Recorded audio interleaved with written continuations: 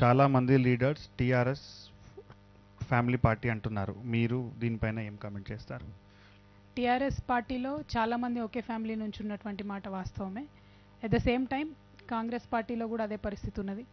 ఇంత బీజేపీ మా దగ్గర ఎవరు లేరు, మా పార్టీయే మా పరివారం అని చెప్పేటటువంటి పార్టీలో ఒక 100 పేర్లు చెప్పొచ్చు. ఇవాళ ఇన్ఫ్యాక్ట్ పార్లమెంట్లో బీజేపీ రిప్రజెంటేషన్ ఏదైతే ఉందో 44% are from one or the other family. Like Anurag Thakur, Pramod Mahajan బిడ్డ పూనమ్ మహాజన్, మన రాజ్నాథ్ సింగ్ గారి కొడుకున్నారు, అట్లనే వసుంధర రాజే గారి కొడుకున్నారు. ఇట్లా చెప్పుకుంటూ పోతే జయంత్ సిన్హా తన మినిస్టర్గా ఉన్నారు. ఒక 100 మంది ఉన్నారు. 44% of the politicians are from some or the other. అయితే ఇది ఈ పార్టీ ఆ పార్టీ అని కాదు, అన్ని పార్టీస్లో భారతదేశ వ్యాప్తంగా అన్ని రాష్ట్రాల్లో కూడా ఫ్యామిలీ నుండి అందరు కూడా పాలిటిక్స్లో ఉన్నటువంటి వాళ్ళు ఉన్నారు.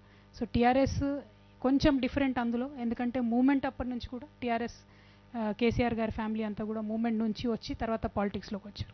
బట్ వేరే పార్టీస్లో మీరు చూసినట్టయితే డైరెక్ట్గా పాలిటిక్స్లోకి వచ్చినటువంటి వాళ్ళు చాలామంది ఉన్నారు. So my request to you brother is, forget about if they are from the same family or not. Think and look if they are performing or not. If they are not performing, you have a very brilliant answer called vote. Come and vote them out. Don't think twice. So if anybody is not performing, Rahul Gandhi బిడ్డ కావచ్చు, లేకపోతే ఇందిరాగాంధీ మన్మరాలు కావచ్చు, కేసీఆర్ బిడ్డ కావచ్చు, ఎవరు exemption కాదు ప్రజాస్వామ్యంలో. పనిచేస్తే ఓట్లు వేయాలా, లేకపోతే తీసవతలు పడేయాలి. Simple as that. Thank you.